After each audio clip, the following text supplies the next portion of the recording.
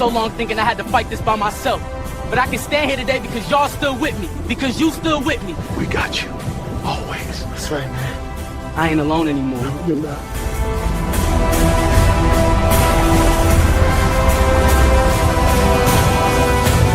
Yeah. Start.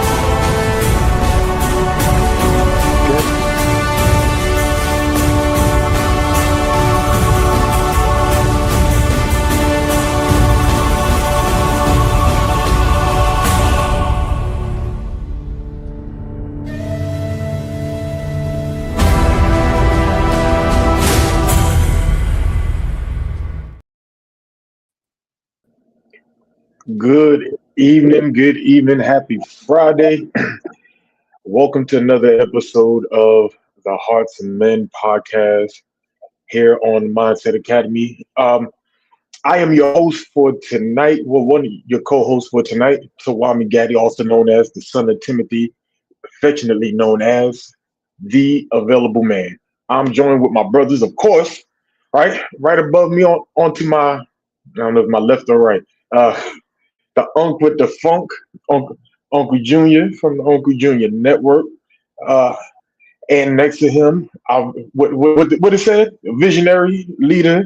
I'm trying to remember the old intro, but I coach the mindset coach, Dr. Dwayne Dwyer, a certified speaker and coach. So with that, I say good evening, brothers. How y'all doing this Friday evening? Good evening, brothers. Doing great. Great long weekend. As an educator, it's back to school season, so a lot of back to school prep going on this time. But got a little bit to do tomorrow, and then I'm chilling the rest of the weekend. Start back on Monday. But I had a good week, man. Hope y'all have too. Yeah, all is well with me, man. Busy week, but that's fine. A lot of moving parts, a lot of things happening, a lot of forward progression, which I greatly appreciate. But as always, it's Friday. I'm happy to be here. I'm happy to share in conversation with my brothers and, of course, the livest comment section and social media, man. So all is well. I have no issues. Yeah, and y'all know my sentiment. It's Friday. I'm here with my brothers. I had a good week, so it's not. I can't even say it's not like I had a rough week, and and I get to decompress with my brothers. It's just a cherry on top of everything else. Being able to sit and chop it up with my brothers. But with that said, let's go ahead and get into the episode. Life can be funny sometimes. We can have everything we aspire to have. We could have great credit, have all the things that we were taught back in the day was the American dream. We wanted to go after the house with the family, with the dog and the picket fence. And many of us have achieved our version of what that looks like. But somewhere inwardly, there's a hunger sometimes that hunger, that desire to do more, that feeling as if I haven't quite done what I was supposed to do. Success looks different to some people. I could be successful on the job, successful in life, but I have not walked in the thing in which I believe the Most High God is calling me, leading me, and has assigned me to do. And that feeling sometimes creates an emptiness that we can't explain. We're trying to figure it out. We're talking to everybody. Sometimes the person we need to talk to is the Most High. And sometimes it's to sit by ourselves and just let it fester inside of us and let it grow and let it build so we can have full understanding of what our assignment to do in life and even at this moment. So with that, I want y'all to join this conversation because we're about to get into it. So my first question for you brothers this evening. So I just my apologies. Trying to duel over here. So if you do me a favor, just think back on the version of Dwayne and Garfield before you joined the military, before you had your steady careers, or even your second careers. The picture you painted for yourself, the vision you had, the plan that you made for what your life is going to look like. Um, when you compare it to today, how does it compare? Mine is it's probably different, but probably overall similar across different different platforms in my life. So you can look at the financial piece, you can look at the relationship piece, you can look at the mental piece. Yeah, I kind of want to. I kind of want. I think I want to land right there with the mental part of it. Not even necessarily mental. Yeah, yeah, mental. Like back in the day, like there was like zero focus. Like I didn't know what I wanted. I didn't really figure out I didn't really grow up until I was in my into my early 30s before I really decided what I wanted to do. So I spent my early 20s and in early 30s trying to figure out life, trying to figure out being a husband, trying to figure out being a father, trying to figure out how to be an NCO, try to do all of these things at the same time. So even like you said before, the military, so even before I got there, it was just like, I went to college for a semester. That didn't work out, came back home, hung around there for a few months or so, and then joined the military. Started working at 15, played sports, topped out at about 5'6", in high school, about 130 something pounds, 128 pounds. So I wasn't gonna play nobody's ball at nobody's next level. So I just didn't have things figured out, didn't know what I wanted to do. I was scatterbrained. Um versus now, the version of myself is a lot more focused, a lot more intentional, a lot more forward thinking when it comes to life and planning and for the future, as well as today. So definitely, if I'm thinking about the mental aspect and I'm comparing the younger version of myself before doing the thing that I do now, and how does it compare? It compares. They're just two totally different people. The person I was then is, a lot more older and mature when it comes to certain things. I'm not gonna say I'm a different person, but I'm still the same person, but with a lot more growth. So, and I just want to ask this follow up question. So, the thing that you do, I'll say it like that. Not that you do that. The thing that you wanted to do Okay. as your younger self is. Are you Okay, I doing a got version you. of that today? Oh man, heck no, bro. I want to be a trash man, brother. Bro, I ain't even lying, bro. Because when I was younger, man, I thought that was a good job. I was like, man, dude's riding on the back of the truck. He looked fun, empty trash. Like, man, I played out in the dirt and I played in the creek. So smelling trash ain't nothing to me. I used to take out the trash. That was part of my job. I took it to the thing every week. So, smelling trash and smelling stinky stuff wasn't a big deal for me as a kid growing up. So I kind of wanted to be a trash man. And now I'm a retired vet doing and a high school counselor. So I am way different than thinking about even the types of careers I would choose now at 50 versus the types of careers I would choose when I was 15 or 16. So Trash man. no, absolutely not. Not even close. That was. I mean, I hate to say it. That was kind of like my answer when I first seen the question. I was like, absolutely not even close. Like I wanted to be an accountant. Um, I even started going to school for it. And it didn't take long for me to realize that I didn't like it. But back then it's different.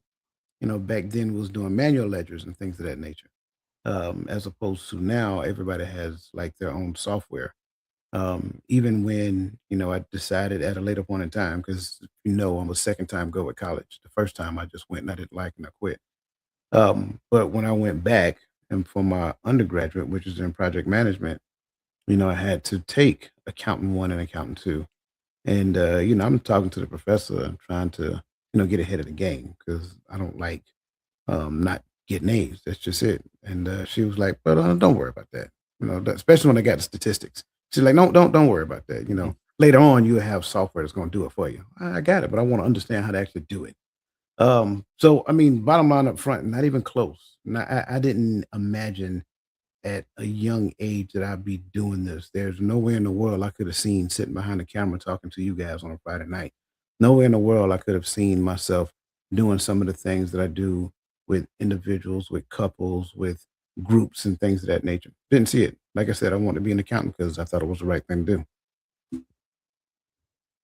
An accountant. Did you love numbers or math or something like that? Oh, okay. Science and numbers, bro. That was me. Science and numbers. It was crazy. I didn't like science, but I was really good with the numbers. I was getting mad, but I didn't want to be an accountant, but I did figure I would do something like that, which is not far from what I'm doing now as an HR guy. But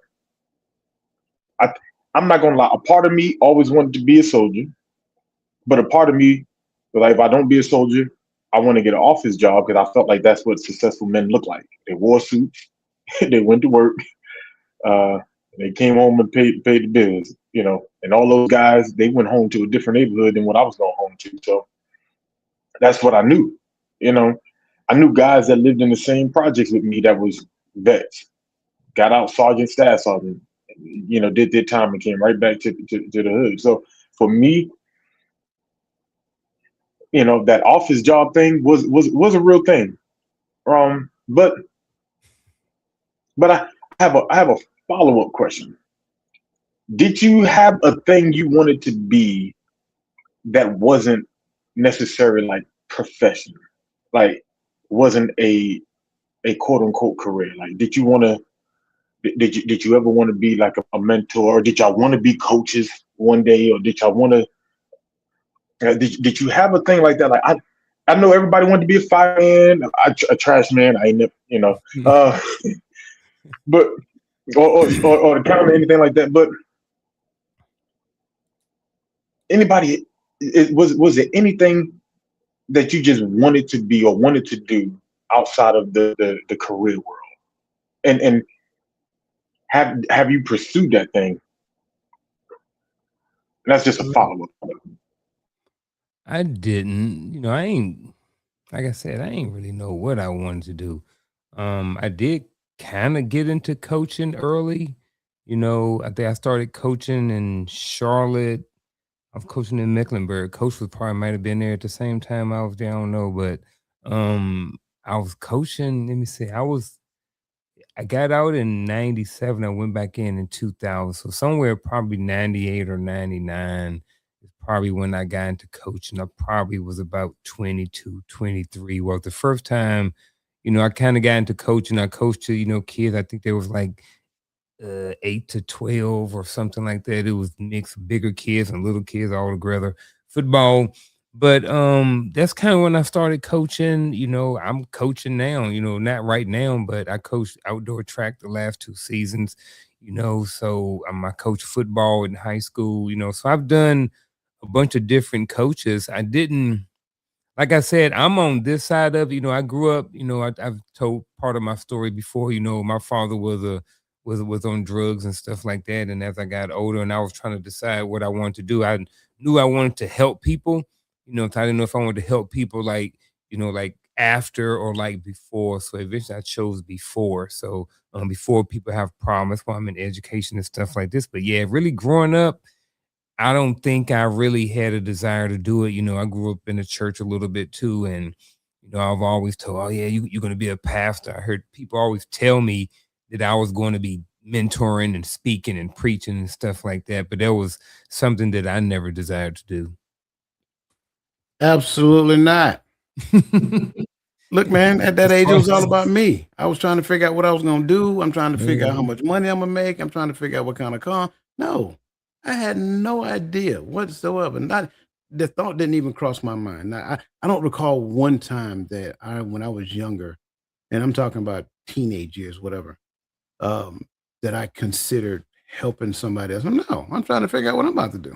So I'm just being as honest and as real as I possibly can be with this question. Mm-hmm. Because when you really stop and think about it, at that age, you ain't really think about nobody else but yourself. So that's, no. Yes, You and know, them kids. yeah. And that for me it was music. It was choir. I wanted to be our sister Lisa. That's what I wanted to be. You know, Who? I wanted to be like a regional music director. You Oh, know, you want to be of Kirk the Franklin? conference. Or and I didn't want to be Kirk. I didn't want to wear tight jeans and So makeup. what But I age? wanted. What age are you talking about though? For me, that was about 16, 17, and I pursued it all through my adulthood. You Okay. know, I've directed choirs.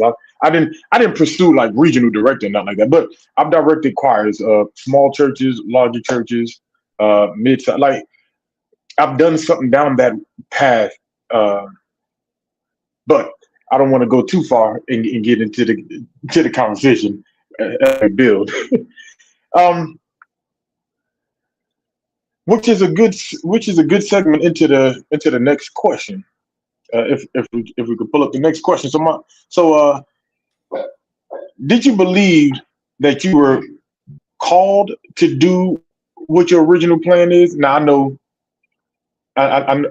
not the trash man, but even when it comes to the coaching or whatever the original the accountant, or did you even have a thought about what your assignment or your calling was at at that pre-adulthood life age? Mm. My answer would be no. No one ever. Calling wasn't something that was widely talked about that I recall when I was younger. And you got to think about it. We grew up in the hellfire and brimstone era, right? So it wasn't about calling. It's about, hey, either you go to you commit your give your life to Christ, or you go to hell. Either or. Those are the only two options. But after giving your life to Christ, I don't remember any development happening. It's just go to church, go to church, go to church, go to church, go to church. So it's like no one ever talked to me about calling. Nobody even really talked to me about purpose at that young age. So when I look at, do I believe you were called to the original plan? Back then, I don't know whether I was called or whether there was an original plan or whether that original plan was tied to a calling. Now, when you ask me this question, I think my answer is easily no, simply because at the end of the day, I don't necessarily see the joy. And it's not that I couldn't become an accountant and help people, right? But I don't necessarily see the joy in being a vessel for him as an accountant. Is it possible? Sure, it is. I'm not saying it's not for any accountant out there. I'm not shooting down your career, I promise. But I'm talking about for me, I do not believe that those two go hand in hand as it pertains to what it was I was called to do. Mm. So when I see calling, then I'm thinking it's something that's beyond me. It's like something that I can't control. Some deity or some higher being is saying, "This is what you're going to do. This is your destiny." So for me, like I mentioned earlier, I think people, maybe have had their belief that I was called to do something. Like I said, I think some people say, "Well, I think you supposed to be a preacher." I've heard that. But those were what people said. I'm kind of like with Coach, like kind of like no, I don't, and even yeah, man, just being called to do something, I get it, but I think that if you're being called to do something and it's coming from a higher, then that higher is going to making sure that you have all the things equipped to carry out that plan, whatever that original plan is. So if you're doing anything contrary to that, then you're not really on that plan. So I don't know. I think I may have answered it. I might have went off a little bit. No, I think you was on it. Because I get that. I was the same way. I wasn't thinking about calling early on, like just like Coach said, but then there was oh the group that was you was called to do this, you was called to do that, and it's weird. When I was growing up, I had some adults that told me I wasn't called to do nothing. I was going, according to them, I was supposed to be a statistic, you know, either at the cemetery or at the county. That's exactly what they told me was going to happen to me before I turned 21. Right? Uh, as we could tell, their plan and his plan wasn't the same. Mm-hmm. but but the way the way I looked at it was I was gifted here. I loved doing music, especially then, and at least I felt like when I sung, you could see the spirit get high. This is what I was calling it. That's where the anointing was at. And so for me, I thought that I was pretty sure. like, yeah, this is gonna be the thing. I don't know what's gonna happen, but somehow, some way, it's gonna come out with music. And so I believed that I was walking in my calling early on. How that played a part with me joining the military, I don't know, but I said I was gonna figure that out along the way. Yeah. So let's do something real quick. Can we I want to shout out the chat first because I didn't shout y'all out in my intro like I usually do. So I do apologize. So shout out to the chat. Thank y'all for always being consistent and live chat on these social media streets. And with that said, let's see if there's any comments we want to look at or pull up as we start the chat. So if you are out there, if you're just listening in, you haven't gotten into the comment section, please go ahead and get in there so we can go ahead and recognize you and add to the conversation. So she said she hasn't heard of calling until she joined this community. That's interesting. At the age of 15, that was my dream. Up until and there's a point, right? Up until real estate. I like that. I like that. Uh, a truck driver. A truck driver. What? I could. You know what? I could probably. And you know what's crazy? You go on social media. There's a lot of female truck drivers out there, so I'm not knocking it. I just don't know if I could. I could want to be on them roads. You know. But yeah, go keep them coming in the chat. Keep them coming. I'm loving it. We loving it. Jen, y'all have anything in the alibis before we push forward? All right. Well, let's go on to the next segment. So the the way I looked at this, I was trying to break it down for understanding purposes. Um, so as I look at it, we know we know not everyone recognizes their calling. Not everyone knows what they're going to do right away.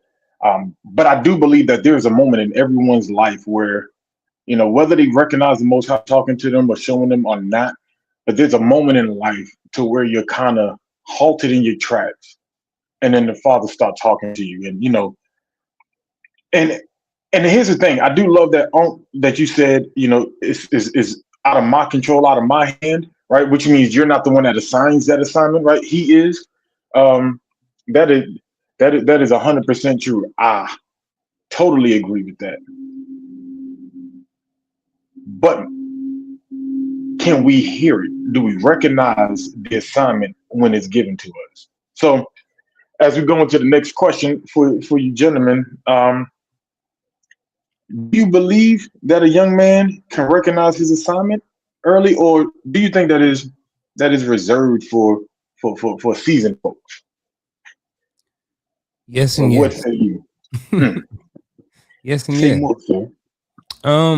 I do believe that there are a group of people that, I believe that anybody can receive their calling at any point in their life. I don't think you have to be a certain age. I think sometimes people get their calling early and they recognize it. I think sometimes people get their calling or their assignment and they don't recognize it until later. And then maybe they may go back and be like, man, I was being told this a long time ago.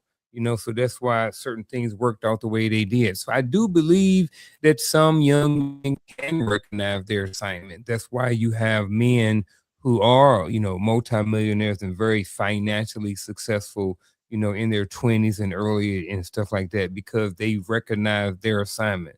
That's why, certain times, I grew up, I saw young preachers, teenagers and younger, it ain't for me to question their relationship. If they was a preacher, then they was a preacher, it is what it is. So again, I do believe that men can recognize their assignment. But I also do believe that I'm on the other side of that. Mine wasn't revealed to me until later on in life. I didn't really find out my purpose and my call until, kind of finalized it during the pandemic. So shortly before the pandemic and through the pandemic, years ago is kind of when I really got my calling revealed to me. So I think it's both. I just want y'all to know, Gavin, I hit y'all with a trick question. This question's a trick. And I love it. I just want to make sure I'm saying that. I love it because I'm an advocate. Words mean things, right? Can I become aware? Can I become aware of my calling at a young age? Yes. But that does not make my calling my assignment at my young age. It's a difference between a calling and an assignment. I think the calling is the thing that you were created to do once you understand what the purpose is. But I've seen somebody put in a comment, David, right? Agreed. But you also got to understand that there's a period in which you have to go through in order to get to that particular calling. So the assignment, sometimes what we have to recognize is that just because I know what my calling is does not necessarily mean it's my season to be in that calling. Wherever I'm assigned to, that's where I'm supposed to be assigned to in that period of time until it's time to move into the thing that I'm called to do. You see it throughout scripture, and I don't care where you go. Someone understood at a very young age that they were going to do something that's great, but then they ended up having to wait for a period of time in order to do that thing that is great. And within that period of time, and I have different ways of saying it, because in that period of time, there's a number of different things that happen, and so you go through a you go through an anointing, right? You're going to be anointed to do the thing. But then in between the anointing and the appointing is going to be some disappointing, right? And so in the midst of that, you're going to have to go through some things. You're going to have to experience some things. You're going to have to feel some things because that's your molding and shaping period so that you can be exactly who you're supposed to become in order for the appointing. So all of this is assignment. Doing the anointing stage, that's an assignment. Doing the disappointing stage, that's an assignment.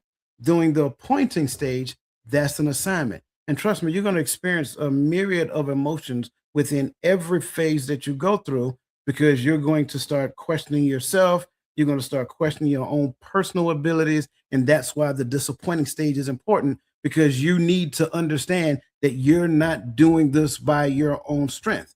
The same God who called you to it is going to be the same God that called you through it. So you have to recognize that these assignments, like, let's go back and I'll talk about me. So when I was younger, did I know that I'd be doing this? Absolutely not. But I also think that because of the circumstances of my life, that's why I didn't know.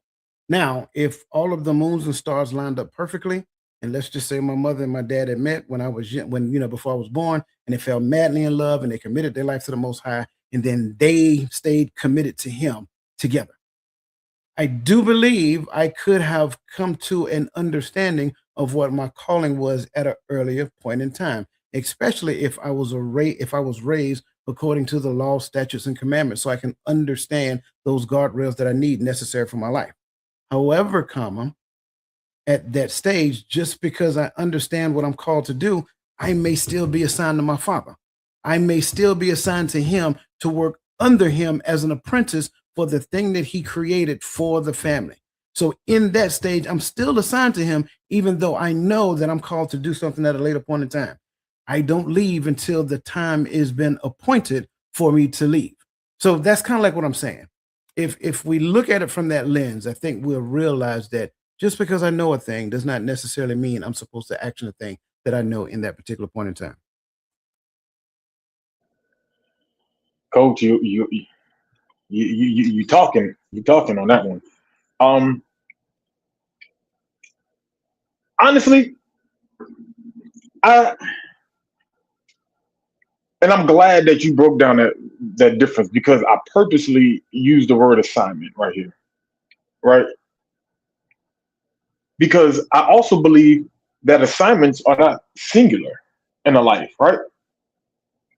I feel like there's assignments for seasons, there's assignments for people in your life, there's assignments for, and some of them are long term assignments, right? And it's important that we understand that. Me, you know, we will have to dig. I believe that our calling and we'll get to that. We'll get to that. Let's do this. Let's go to the next question. I love how this is laid out. You want the scenario? No, the one with the list. That has calling, assignment.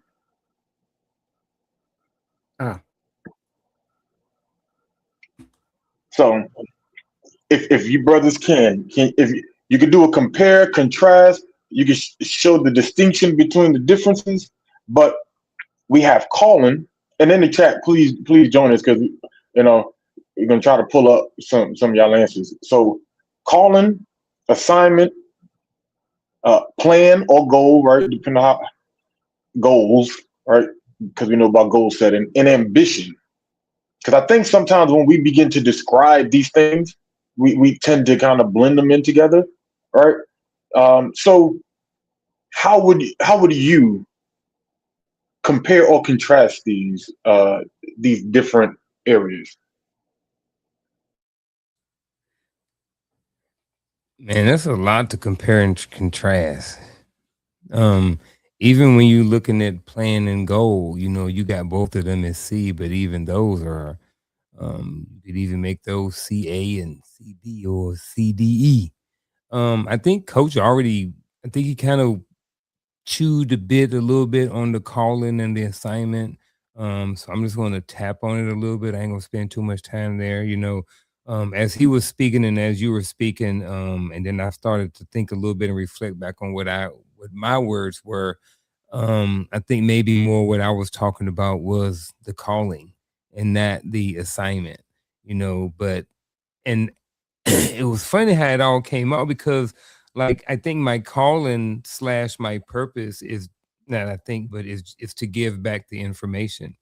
But the assignment, like you mentioned, season, it looks different. At one point, it was part of it was the Uncle Junior Network. It was the podcast for every Wednesday. That was part of it. But then it changes, it moves, it depends on what the plan is for the calling, and I'm not in charge of the plan.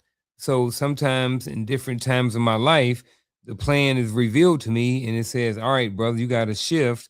I know you was doing this, but now I need you to go and I need you to work over here. So now the plan has changed, but initially the goal is all part of the calling, because the plan which is given to me, there's also a goal attached to the plan that comes to me. So I don't even want to talk about the ambition part, because if I'm thinking about the ambition part, for some reason, I want to think selfishly when I'm thinking about the ambition piece, and then it takes it off about the whole purpose of the plan, the goal, and the calling and the assignment in the first place. So I don't even know about the assignment piece. When I'm looking at it, it kind of gives me selfish vibes. So the other part wasn't. The other part of that is not focused on me, but the ambition piece. I don't know. I No, but want to I'm do. interested about this selfish. I, not to hold coach up, but I'm interested about that. So, what do you Because mean? Like, if I'm looking at the calling on my life or whatever it is that I'm supposed to be do, what I'm supposed to do. Well, that calling on my life comes from a higher place, and there's a plan and a goal already attached to it. And then there's the calling, and then the assignment comes, and that's my action piece, you know. But then when I look at ambition, it looks like they're selfish. It looks like it's not about the plan and all of this stuff, but maybe my definition of what I'm thinking ambition is about, but it's more like, and I could be totally wrong, and I'm okay with that. But it makes it seem like it's something that I'm striving for, like I'm achieving. It makes it seem like it's me and it's about me and what I'm trying to accomplish versus what the plan and the goal and the calling is all about. I just want to say, man, everything you said from the beginning, even to me asking that question, just to be funny with what them folks told you when you was younger. But that preached there. I, you said that, okay? Because I like how you spoke about each one, but I like how you also brought them together. Like, yes, they have their own place, but they also have their own place in each other's space, and I like that. I like how you did that. You know how you watch dominoes, bro? That's kind of like how I feel like what I'm getting ready to do right now. Listen, wherever Let's you do are, it. I want you to hit that like button, and go ahead and share it if you haven't already shared it. Um, when I see this, I have to look at two different paths. I can't just I can't just take it and dump it all into one. Um, so let's talk about the path that doesn't recognize the Most High. I'll start there first. So that being said, I can't, with all honesty, equate a calling to that person. That's just my own interpretation. I could be totally wrong when I say that. I just can't equate a calling to that person. Now, that person may have some goals and some goals for their life. They may create an overarching goal, and then they may backwards plan that goal and come up with some some subsequent goals of what we call milestones in that. And then now that within itself creates the plan that they are going to execute. Now, under that um, ideology, they can have a certain degree of ambition for the thing that they're trying to achieve, right? That's a thing. But then let's go to this side to where the Most High exists. This person believes in the Most High. This person understands what I tend to call a unified purpose, right?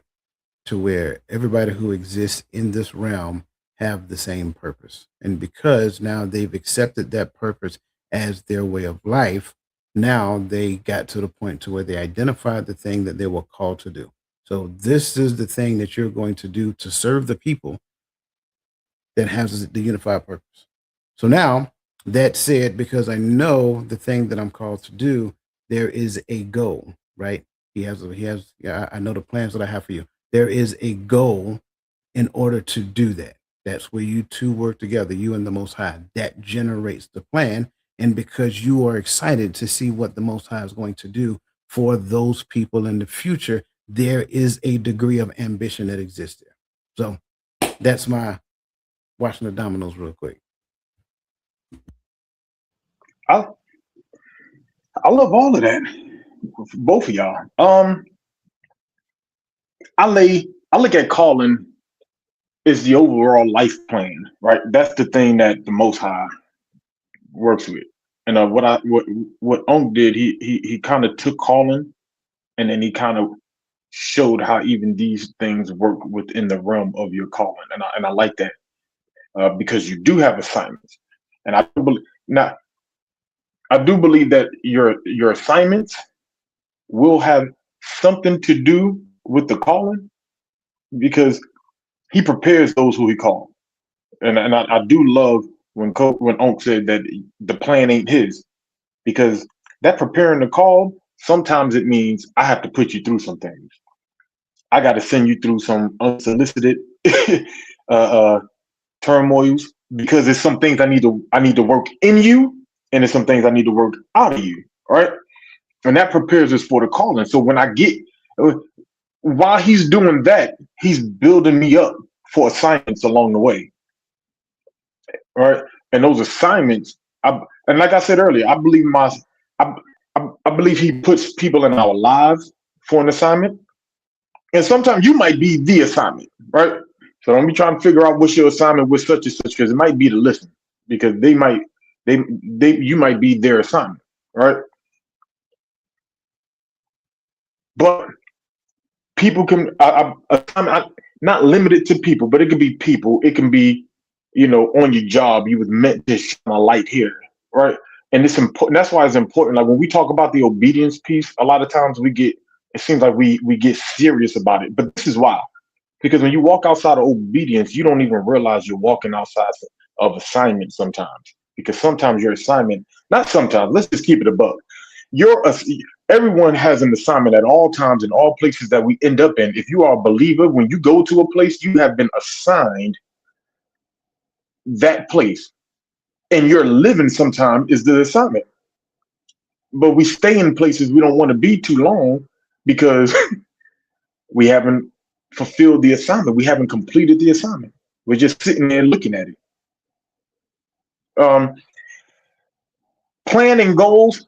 Now, and this is why I asked you on for clarity on the selfishness, because I look at the planning goals more as the selfish thing in a sense, but I feel like that's the thing that I desire to do.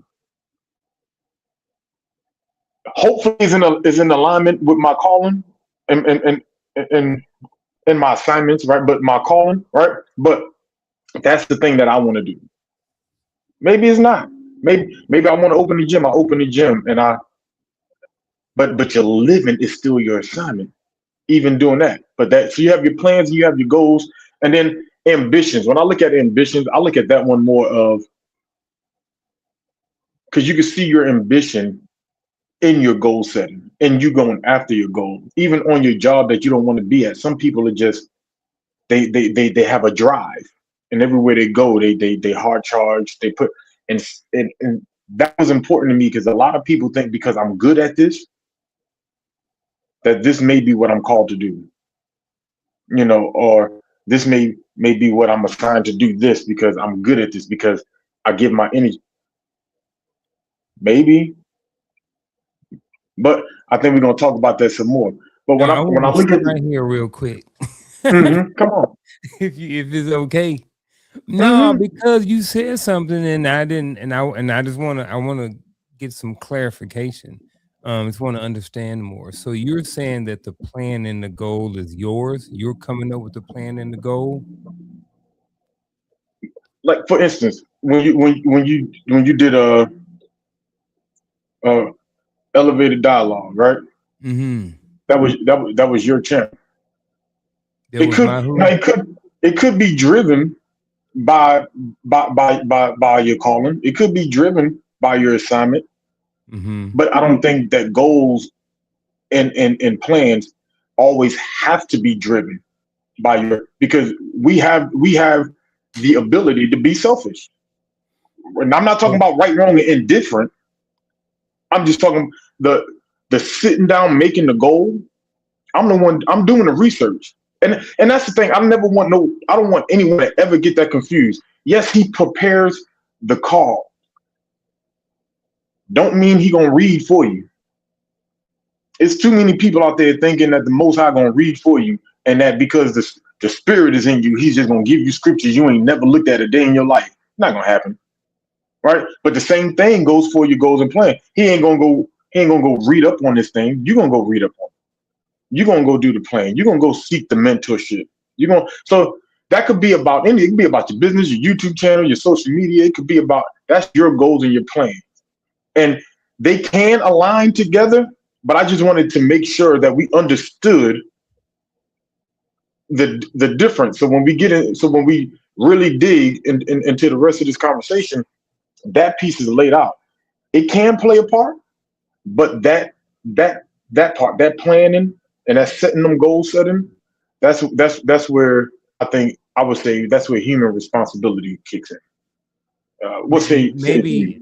Maybe that's where I'm stuck or not stuck at, because I'm like, so I guess in my mind, if I get my calling from a higher, or if anybody gets their calling from a higher, I believe that the assignment and the plan is going to come along with it, along with the goals. So I'm wondering if the calling if the calling is coming, or if the calling comes and I have an assignment, why do I have to come up with the plan? I'm asking, is it my job to come up with the plan or the goal, or is it already a plan, a goal already attached to the calling when it comes down? And that's where I was kind of landing on that side of the fence, is that when the calling comes down, there's an assignment, there's already a plan and goal already attached to it. My job to listen and then execute the plan and the goal. That's what I'm on the side of. But it sounds like to me what you're saying is the calling and assignment comes down, but you're the one who does the planning and the goal setting for it. May I chime in, please? Yes. Yeah. Yes. Mm-hmm. I think sometimes, a lot of times, we conflate what we know with what he is trying to show. And I think because I was raised with this ideology, I've seen this happen, I learned these things and so forth and so on. And this is the way the world does business. Then when it comes over to where the Most High is at, he must do business the exact same way. So if, in order for me to become a medical doctor, I have to go to however many years of school I got to go through, I got to do my internship, I got to do my residency and so forth and so on. Then when I move over here, I'm looking for that same laid out plan to be provided for me. Make no mistake about it. It's two different things happening. This is what you're supposed to do in order to get to who you're supposed to become. This is who you're supposed to become in order to get to what you're supposed to do. The process, the work, all of this stuff in here, all of this is about the individual. The ambition, the goal, the plan, the assignment, all of that is about making you become the person that you're supposed to come to get to the point to do the thing that you're called to do. A lot of us get it confused and they look at what a person is currently doing and say, that's that person's calling. No, it's not. That's the conditioning to get them to the calling. So just because they're doing a thing and they're successful about doing a thing and they're making a lot of money over here, and they got a lot of fans, that's not what they're called to do. That's the thing that's getting them there, because that thing is working through them. It's working on them first. And then after it works on them, it works through them. Just because they can reach out and touch some people in the midst of doing it, that's not the end state. The end state is the culmination at the end. That's the very end. So when you look at it from that lens, it doesn't exclude you from the planning portion of it, because when I create my plan and it don't line up with his end state, I'm going to butt my head up against a brick wall. Now I got to go through this little cycle. So it's like, but I did everything right. I did exactly what I learned over here. I created a goal, a backwards plan. I had the milestones. I had the benchmarks. I had checks. I had people come in and I did all these things that I know. Great. And they had nothing to do with what I told you to do, though.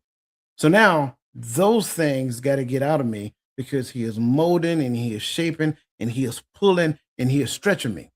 Are you going to trust me and what I told you to do? Or are you going to try to do it your way?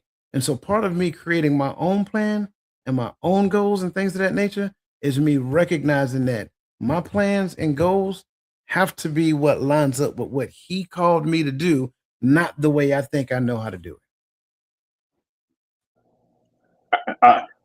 I love that, because that's where I was laying with it, right? Because I can have plans and goals, and I can have ambition without the calling and assignment, right? I could not have recognized what those things were. It doesn't mean that he's not conditioning me. It doesn't mean that he's not working in me, but I can have my own selfish ambitions, as well as I can have my own selfish. But those selfish ambitions you talk about come with also goals and plans. And and the reason why I wanted to break them down separately is because when we put them together, right, it's easy to understand, but it's also easy to conflate. You can believe that your ambition and your drive while you're going after that plan and those goals that you set in place equate to a calling.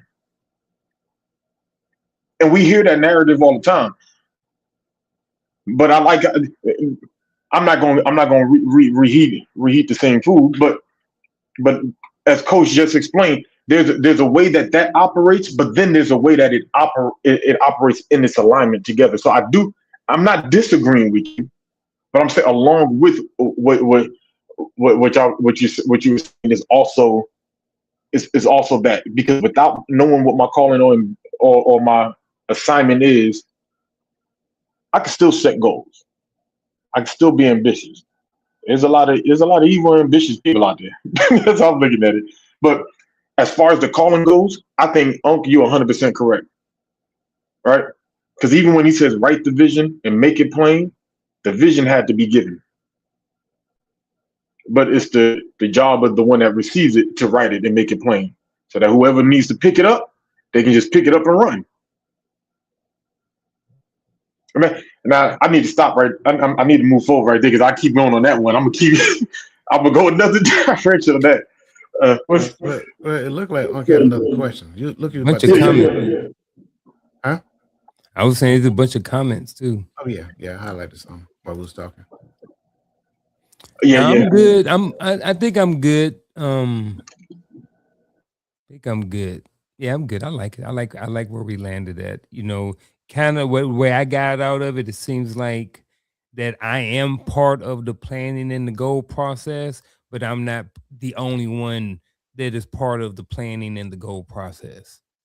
Because if I don't plan right and if I just plan on my own, then you bump my head up against the wall or it ain't gonna work. So yeah, and this part is important though. I like that you stopped this right here because this is important, and people have to understand what you just said, right? Your human responsibility when it comes to your goals and plans is to seek the Most High.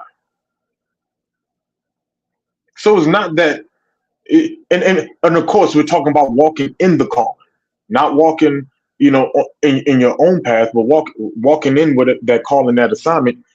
It's important that believers understand you have to seek Him out, because, and I think Coach just explained it. When I move on my own, especially if you're a believer, and people don't understand this, especially if you're a believer, if I move on my own will as a believer, I will hit a brick wall.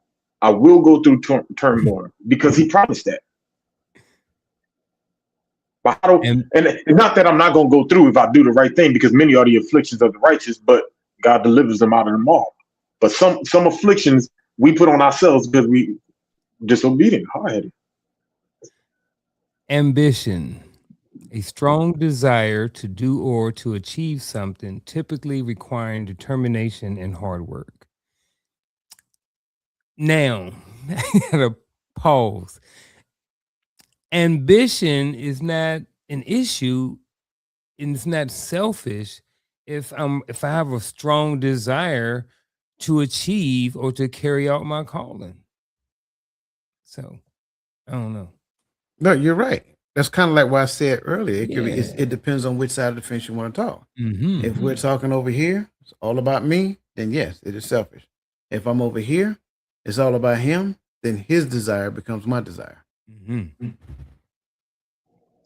And that right there actually leads us into our next segment. So before we do that, let's go to the chat. You got some. I was just going.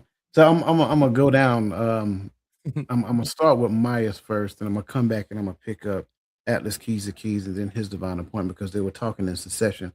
And Maya just gave one clear, succinct point.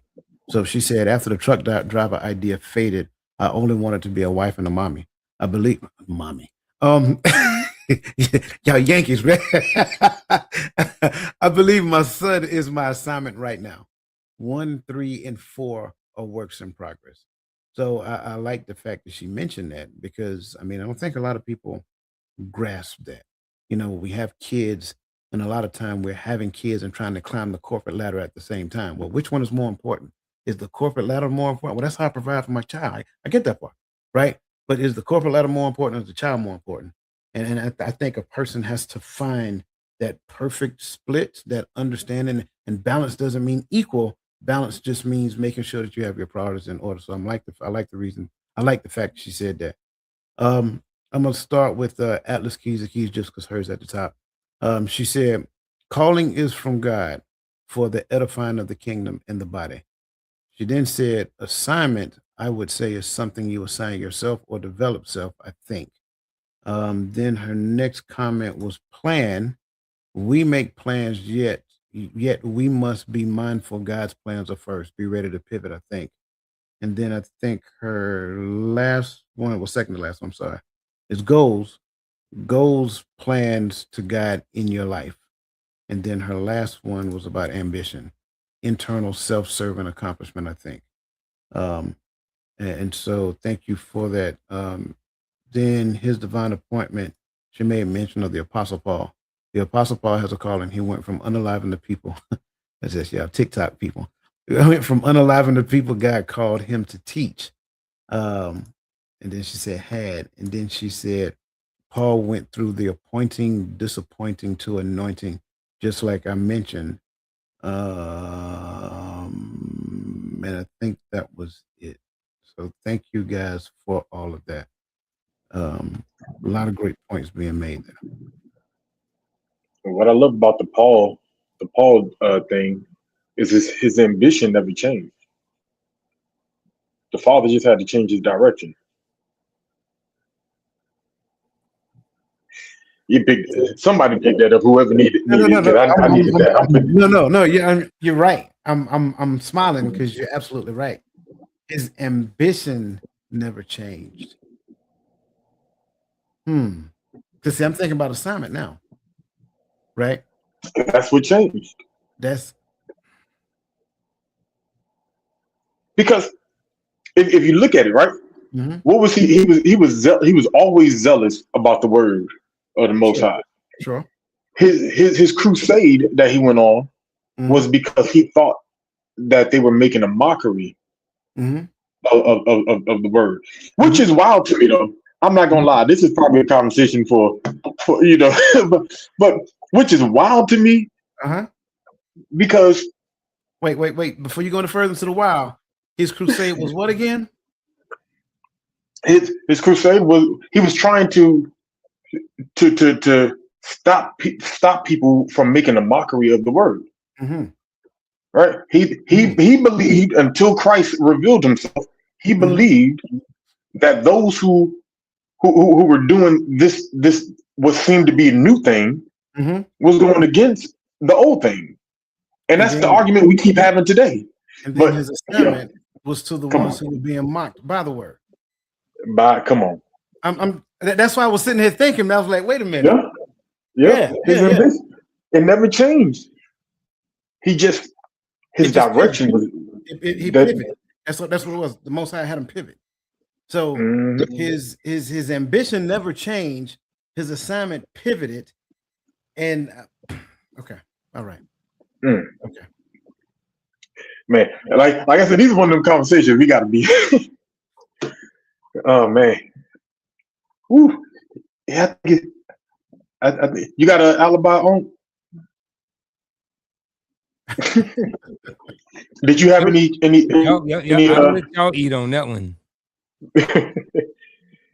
did you have anything that you highlighted out the chat No, on this segment, or you good? I think I covered You all good? of the ones that I had highlighted. Yeah, there's Okay. some more coming in, but I think it was just in the continuation of what we previously said. All right, man. Keep on lighting up the chat. Keep on lighting it up. Listen, so of course I got a scenario for y'all. You know, and yes, I spelled it like that. Uh, But Lisa and Lenny been married for 15 years, and they have 3 children together. Lenny has been working as an electrician for the last 10 years, making good money, making more than ends meet as an electrician. But when Lenny came of age, um, he wanted to do something else. He wanted to be more of a caseworker, work with the youth, right, in the city. But trouble altered his plans, right? And Lisa is now worried because Lenny's going through kind of a depression stage, and everything in their relationship is beginning to pivot, is beginning to change, right? And in context, we're speaking in context, and I want to get that to you.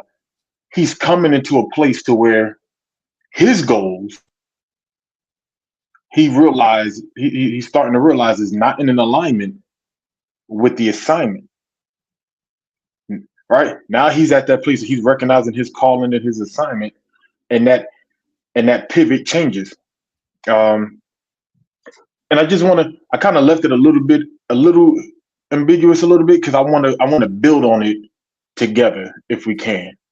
Um, so, but let's as we finish this story, I want to ask this question first before we go into those questions. What are y'all takeaways so far? Just from what we have right now. There have been a lack of conversations, a lack of important conversations about the progression, the family, the goals, the things that he's been wanting to do. I think there have been a lot of missed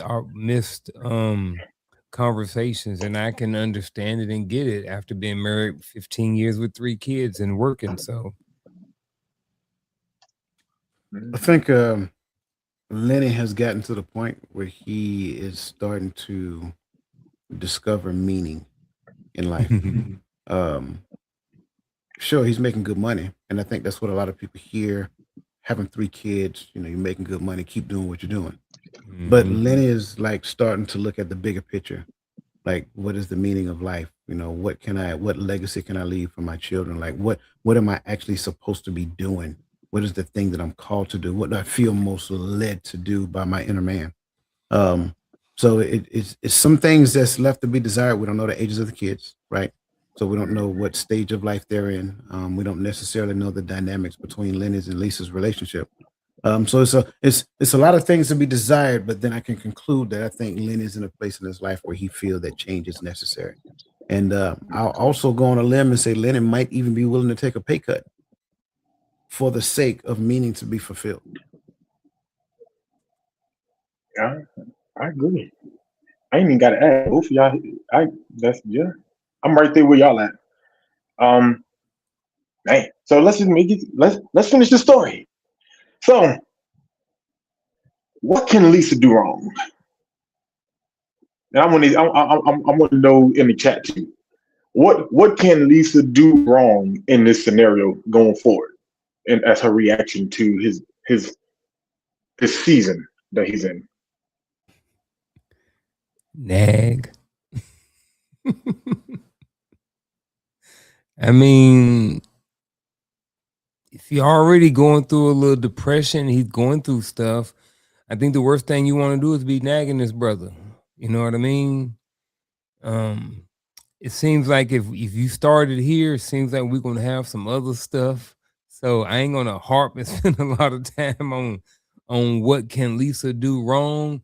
But I think definitely is maybe a couple things. Nag, disconnect, shut down, verbalize every single negative thought that may come to her head. Me and the kids will just leave then.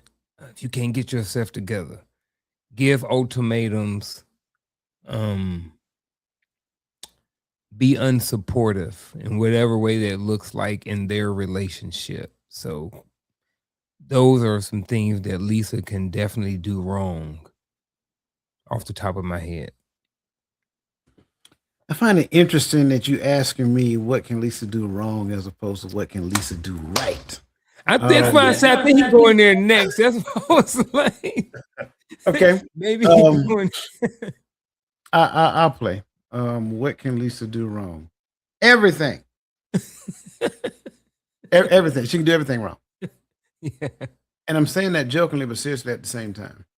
Everything outside of leaning into this thing that he feel pulled to do. Having more detailed conversation, become curious about what that looks like, help him do the research that he needs to get there. If he got to go back to school, not help him look, not and go and Unc, you said it, not be that support system, right? So anything outside of that is the things that she can do wrong. Because at the end of the day, when it comes down to this is where he's feel drawn to. This is where he feels more fulfilled. This is where he feels like he, that's kind of like where he's gonna stake his claim and help people, overcome some of the challenges and adversities that they're experiencing in life. Not being connected at the level that he is as it pertains to understanding the why behind what it is that he wants to do. And I think that's a big one. Not just hearing what it is that he want to do, but understanding the why that he wants to do it. Right? I think we miss the mark a lot of times when we just focus on the to do and not necessarily focus on the why to do. Understand why he's being pulled in that direction. Ask questions as it like show him it matters, and ask questions that show that his meaning now has meaning to you. Yeah, I'm actually right there with both y'all, but I'm at that. I'm in the mindset of she can undermine what he's doing and kind of guilt him. And I'm glad that both of y'all kind of talked about the 3 children part, because that was important in the scenario. Because what she can do wrong, he's in this new phase. Like everybody pointed this out, right? He's in this new phase. He's realizing that there's more. Like you said, there's more to life. And when that happens, at least for men, you're torn in between calling and responsibility. Not and if you never tried the Most High, you never realize that following the calling will take care of your responsibility. He'll take care of you and everything attached to you, right? But that's the obedience piece. Moving outside of that, right? We don't know what can happen. And I can understand sometimes, as the spouse, especially as the wife, you probably sitting there like, hey, bro, we can't take a pay cut. Our lifestyle needs this, and this, and this, and this to go in alignment. And he may make the adjustment because that's what him and Lisa sat down and said was going to be best. But how many times have we as men agreed to move forward for the sake of keeping the house happy? But you never, and that's why I'm torn with the communication. But you've never communicated why this is important. You never had that conversation and said, "Hey, I think God is calling me to do something. There's a shift. There's something is different." And the whole point I'm making for me is the togetherness. She can break their togetherness, and that can break his drive. So for me, that's where I'm gonna hold my hat on. Don't beat him down. Don't try to guilt him out of that calling. And I'm with everybody on to support it and let it move and gain understanding. Do do we have any answers to this one in the question in the chat? Yeah, we do. Outside of them clowning you about the way you spell Lisa's name, I think, speaking of which, Atlas Keys the Key says she can support, advise, cut budget for her household, encourage, pray, and believe in her husband's vision and call to serve alongside him. Robin says that if he brought you through it, he'll bring you. If he brought you to it, he'll bring you through it. I think that's pretty much the only comments we had as it pertains to that. Sorry, Robin did say earlier She need to have a conversation to support him. Um, his divine appointment says she can put all of the responsibility on him. So that's yeah, definitely all of them now. So thank you guys for that. Definitely, definitely. So as we continue the story, what are the possible outcomes of Lisa's decisions, just based off of what we said she could do wrong, off of what you said she could do wrong? What are some possible outcomes in that scenario? I mean, depending on the household, they might be start moving some furniture around. I'm just saying, depending on the household. Not my household, but just saying, like it can cause more uncertainty. You know, it seems like I mean, they've been together for 15 years. They got 3 kids. You know, I haven't heard anything that's saying he's not locked into the relationship, not locked in, that they ain't at least on good terms. You know what I'm saying?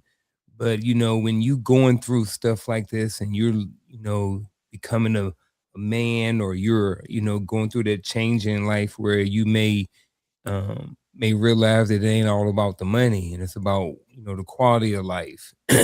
And you can see that, but your spouse can't see that. It's maybe difficult and challenging to try to get that person to understand that. So, from Lisa's side of the view, point of view, all of those, no pun intended, the view, but all of those different things like that, when, she's not supporting, like, I mean, just think about how anybody feels in a relationship when you're going through and you're having hard times, you're troubling, you're going through a shift, a mind shift, or a change or a pivot in your life, and things are new and you're thinking about going a different direction, all of the uncertainty that already comes with all of this stuff. And then to not have the person that's been in your corner for 15 years kind of make it seem like that they're really not in your corner. And that's a hard pill to swallow too. While you trying to transition through this and a person in your corner ain't really understanding or feeling it, so it can cause more conversations. But on a good note, some of the possible outcomes is maybe things get brought up even in the argument, good, bad, or indifferent. Maybe some things come out and it seems like if they've been through together for 15 years, they've been able to work through some things. You know what I'm saying? So some one possible, I mean, I gave a bunch of negative, but there's also could be a positive outcome to where things are brought to the table, and then eventually they can go and have conversations about some of those things they brought to the table, that were brought to the table. Yeah, that's what I was going to start first. Um, I think discovery is one of the biggest outcomes from Lisa's decision, and discovery happens on both sides. Discovery can be happening on a good side to where Lenny discovers that Lisa has the ability to adjust, make the necessary adjustments within their household to support what it is that he is doing. He can also learn that she can actually be more supportive as it pertains to those things. But going back to the original question, um, he could also get to the point to where we need to have some honest conversation, some honest adult conversation where we lay some things on the table. Because I don't know, Lenny might be like me. Don't make me choose between him and you, because that's an easy decision to make, unfortunately, right? Um, so those things may be possible. That could be a possible outcome as well. Um, I also think that Lisa can also learn how serious he is about this decision. Um, that's another outcome that can potentially come out. I also believe that wholeheartedly when you look at the entire thing, um, the outcome could be a dynamic shift in their way of life according to some of the decisions that Lisa made. So I think when it comes down to um, you know, how Lisa responds to all of this, there's a lot of possible outcomes that can surface. Again, there could be some great outcomes that surface, some things that kind of get them in line with where they were supposed to be, but they couldn't because he was probably more focused on his electrician work, being on call and all kind of stuff like that. But now I'm transitioning over to this. This might be more in line with the heart of Lisa. So it's a number of different things that we can uncover as it pertains to this. So I'm gonna leave it right there for now. I never thought about it that way. I like that. It could end up being in alignment with the heart of his wife. And that may be, it may have took 15 years for the manifestation of why the Most High put them together. You never know. I like that, and I like that y'all gave both sides of it, because so when I look at it, I'm thinking what can happen, and I'm not gonna lie, Unc, when you were speaking, it got personal on this end, and I think Coach knows what I'm talking about when I talk about that support got pulled because you didn't like the shift that was happening when the conversations got pulled, when the union got pulled. All of that was because, and I'm saying this intently, we can make our partner's struggles in life about us. And sometimes it has nothing to do with you. Let God deal with him and her. Get out the way. Let him deal. And I never understood that. He's the God is shifting me, and now you're mad at me because I'm following the shift. So did you want me to lead our family in a different direction than where he showed me to go? Right. And these are the conversations that end up happening when we don't have the conversations beforehand. So because we didn't talk, and I didn't share with you, and you wasn't open about your discomfort, the next conversation we have now is more of a tough conversation. It's more of a critical conversation now, because I feel, and this is why that's important to me, because I'm gonna tell you how I felt when all that happened. I felt abandoned in my own home. And why? Because I'm still moving. I'm still trying to follow and obey the Most High. I'm still providing. I'm still doing this. You shut out because I wasn't leading where you wanted me to take us. Right? And we have to be. To me, we have to be mindful that we become selfish in relationships a lot, and we have to be careful. But that's, to me, that's what I see. I was going to jump down to the rewrite, but I'm not going to. I was going to ask, what can Lisa do right this go around? Oh yeah, what should Lisa do next? I was going to jump because I didn't know we had time. Go ahead. But you we got if we got the time, if y'all with us, so let's keep writing out this scenario. So, and since I kind of gave the good and the bad, I guess we can spend it on the good and the bad. Then we can go back to that. Go back to the other question. So what should Lisa do at this point, if anything? I would just say I would keep it simple. I think one thing she should do is she should make sure that she is being supportive. And then I think that's, first of all, whatever that looks like to them. And then be open. Because the thing about it is, if she's following him and he's leading, like, what are we really thinking about?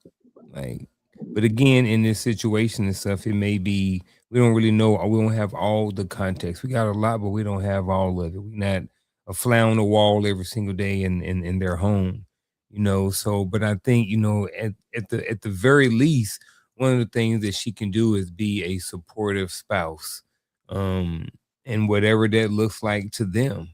Maybe it is X, maybe it's Y, maybe it's Z, maybe it's back rubs, maybe it's, hey babe, you want to talk about this more, let me know when you open. Is there anything that you maybe need me to research when it comes to this? Help me understand a little bit more about what you're going through, and and get a better understanding of why, whatever. So just being at the very least, just being supportive. My answer is going to be short and simple. 3 words. Actually 4. How can I help? That's it. I'm trying, because here's the risk you run. If you do it according to what you know how to do, you ain't serving him. You're serving you based upon your own skill set. It's what he feel led to do. You need to understand what does help look like. See, I think this is one of the biggest issues that I've observed, if you will. And this kind of goes back into the things that we were talking about previously as it comes down to calling, assignment, goal and ambition and all that other great stuff. Are you about to shift? No, I'm not shifting. I'm staying. I'm gonna stay right here. Okay, because I might have a question at the end of this. Okay. This is where I think people fall in the air a lot of times, because they do the things according to what they know how to do. But if you keep doing the thing that you know how to do, then where is your growth within the things that you're doing? So if he is the one that is feel called and led in this direction and being pulled in this direction, I think the only next step is, how can I help? Anything other than that is that you're not necessarily helping him. You're helping him according to your understanding of helping him. And that may not necessarily be helping him at all. Like, we like to talk support and we talk, gratitude, and we talk appreciation. Those are action words. Those aren't conversation pieces. And I think a lot of times we do a lot of that, a lot of the talking, and very little of the doing that the talking mandates. So how can I help? And then sit back and let him tell you what help look like.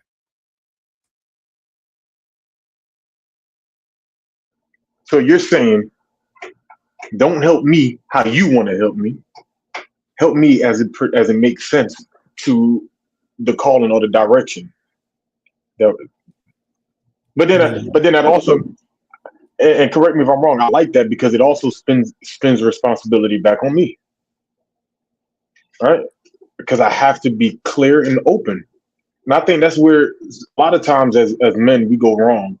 We think she's going to follow just because we moved.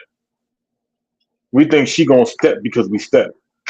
But if you don't speak to that one, that's the one thing women don't like. They don't like to not have some sense of knowledge that there's security behind what you're doing, right? So if they don't know where you're going and you just start moving any kind of way, to them it looks reckless, because they don't know what you're doing. You have to have that open communication, that line, like, hey, babe, this is what God is calling me. This is where He's moving me. This is the shit. And even in that calling, He's going to be calling. He's going to be moving. He's going to be doing things, right? But we have those. We can't keep saying this is a partnership, and we can't open our mouth and share with our partner what we dealing with, what we're going through.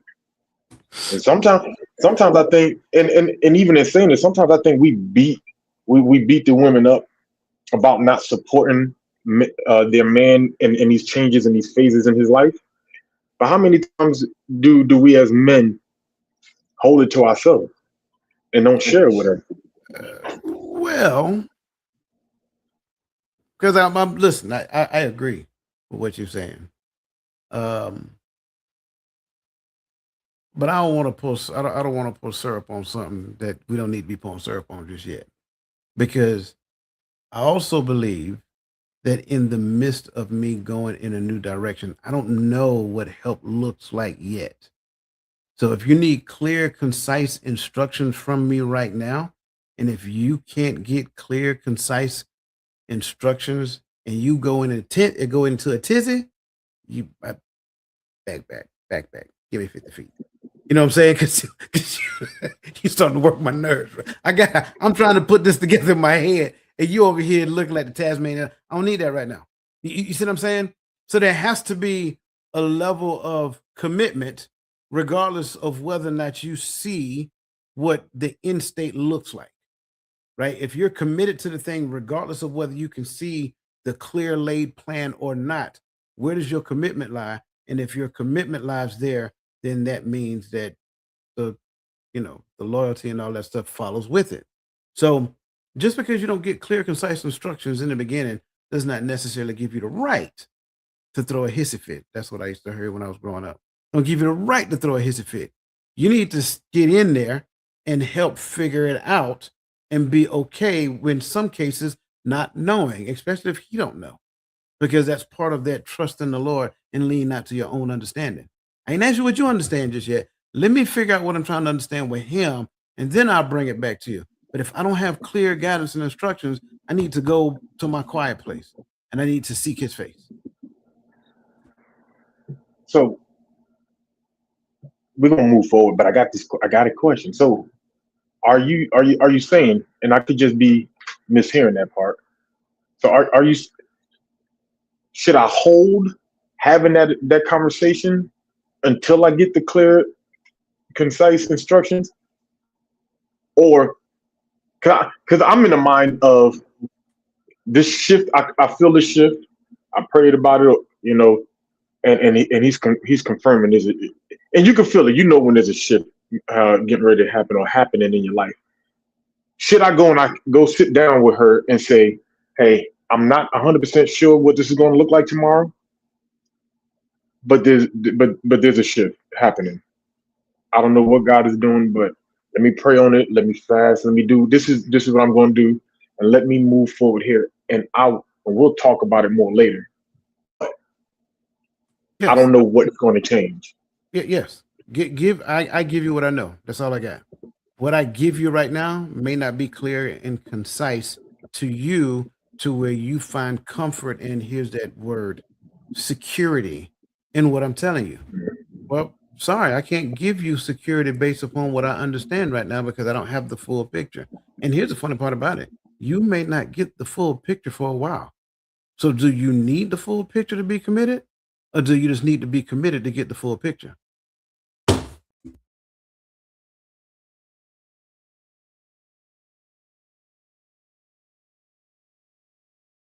I'm just repeating that in my head. Do you need the full picture to be committed, or do you? But that goes back to the obedience thing we were talking about earlier.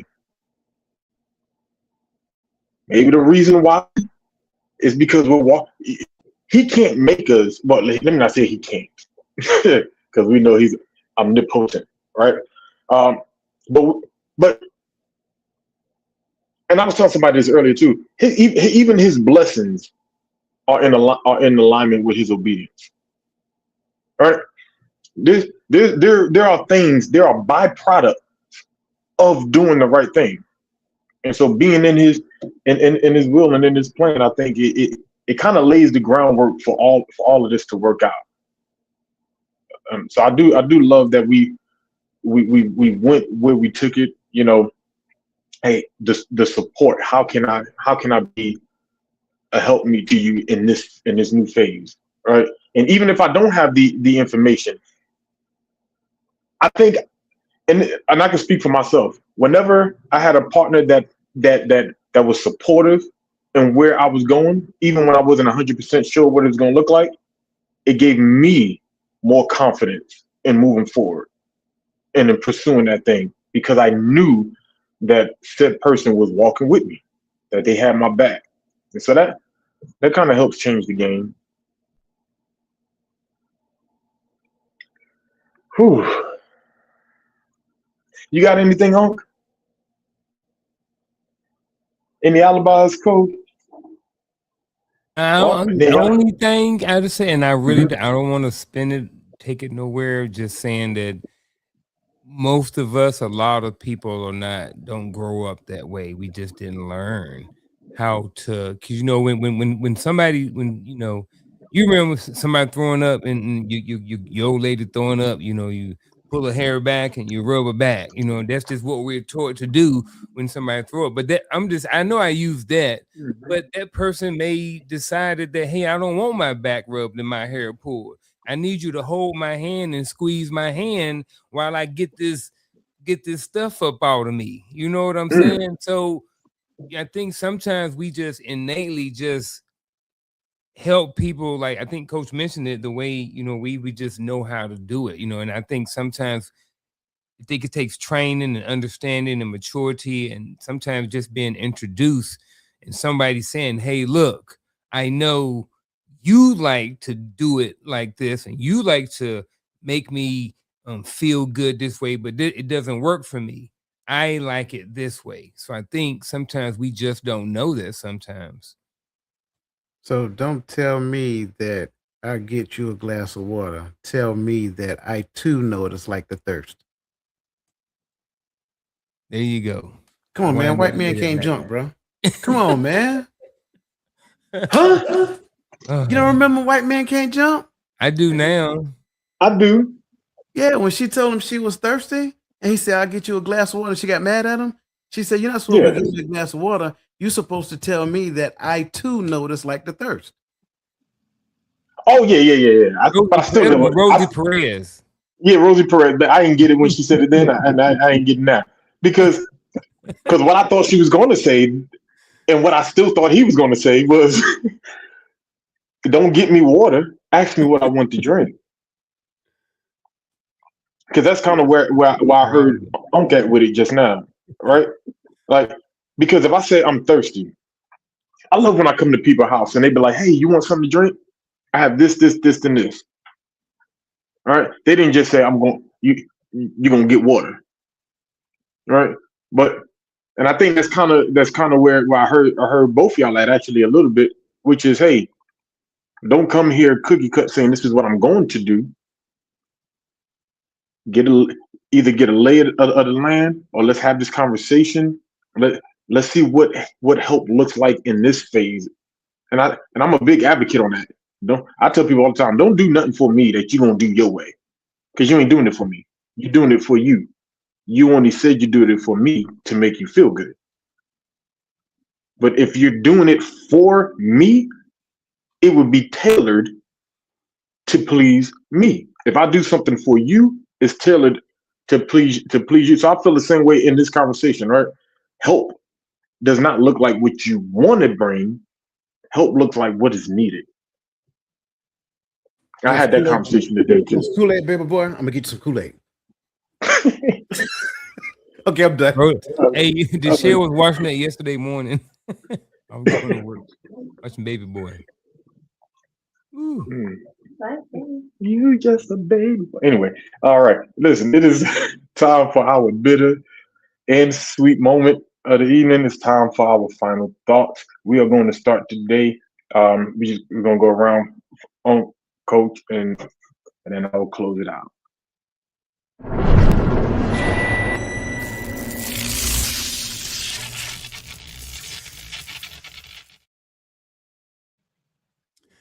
I think growth is important. I think that for most people, it's something that happens over amount of time. Growth and maturity. Most of us have a life full of ebbs and flows and ups and downs. And sometimes there's a lot of people who have been through things they have put into relationships, and things didn't turn out the way they wanted to. And the fortunate thing for a lot of people is that they can bounce back and they can move forward. So my final thought is not going to be long at all tonight. It's just that I think this was a really good show. I really enjoyed having these conversations and stuff like this, and probably just go back. If you don't watch the whole thing, at least go back and watch the last 30 minutes. um Really good show. Kind of hard to sum up anything right now. I'm still kind of floating. I learned a lot tonight, got a lot of different perspectives and stuff like that. So, again, that's my final thought. Go back and watch at least the last 30 minutes of this show. So, outside of my movie references, I thoroughly enjoy this show. I think we live a life a lot of times to where we focus on the achievements, this achievement, then we go to the next achievement, and we get so conditioned to where we have to achieve something that the achievement becomes the focus.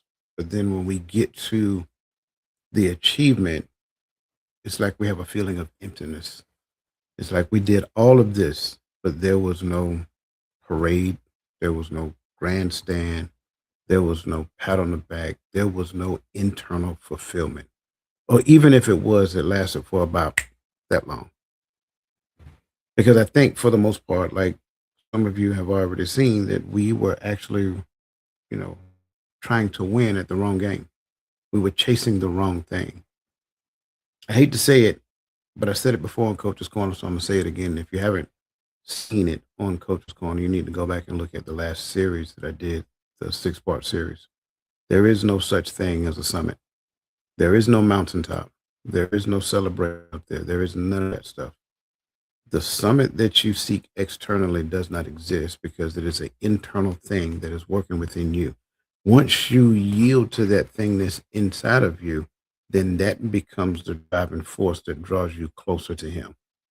The drawing closer to him is the fulfillment of your life. I can't stress that piece enough. You heard us talk about calling. You heard us talk about assignment. You heard us talk about goal setting, and you heard us talk about ambition. But here's the reality of the truth. And I said it before, and I'm going to say it again, because within the scope of this thing that I'm called to do, the most important work that's happening within the line of my calling is the work that's happening in me. And that is the thing to where I get to the point to become the person to fulfill the thing that I'm supposed to do. That is the becoming part of it. And I think a lot of us, we reject the becoming because we think the becoming part is actually seen in the external accomplishment. Trust and believe when I tell you it is not. You're going to achieve this. You're going to get that pay raise. You're going to get that position at work. You're going to achieve this new degree plan. You're going to hit these certain steps. And at the end of the day, you're still going to have that exact same empty feeling that you had before you achieved it because it's external, it's superficial, and it has nothing to do with the intrinsic value that you carry. And that is to seek his face. And again, seek his face, honor his commandments, and fear him. And that is my final thought. Man, I am so full after this conversation. I love everything that was said tonight. I feel like sometimes we get caught up in our own directions and our own plans and our own goals, that when the shift happens, that when the Most High comes and try to get our attention, when God says, hey, this is what I need from you. I think sometimes we think we know what he wants from us because we know what we want. We know what excites us. We know what makes us happy. We know what drives us. But then there comes a point to where the Most High step in and he'll say, but this is what I need from you. And sometimes that means scrapping the plan in the middle of the plan. You halfway there, you done did all this work and change happened. Well, my question at that point is, are you more married to your goals and your plans and your job, or are you married to the Most High?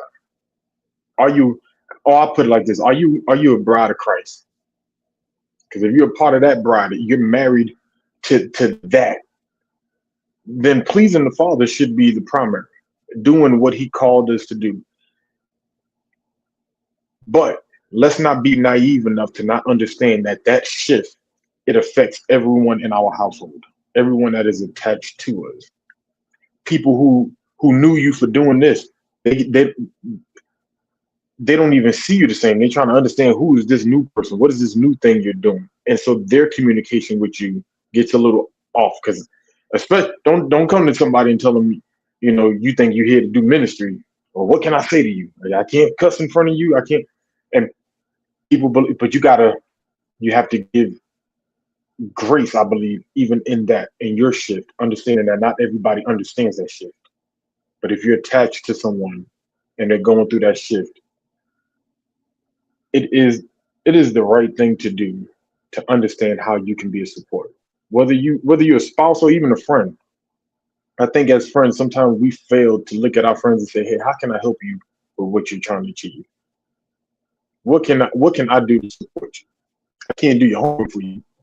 That's smart, right? But I can help you somewhere else. I can help relieve something. I can help you pick up kids, and we can be there for one another. And I think sometimes I love all these conversations because for me they always end back with, it's easier if we can do it together.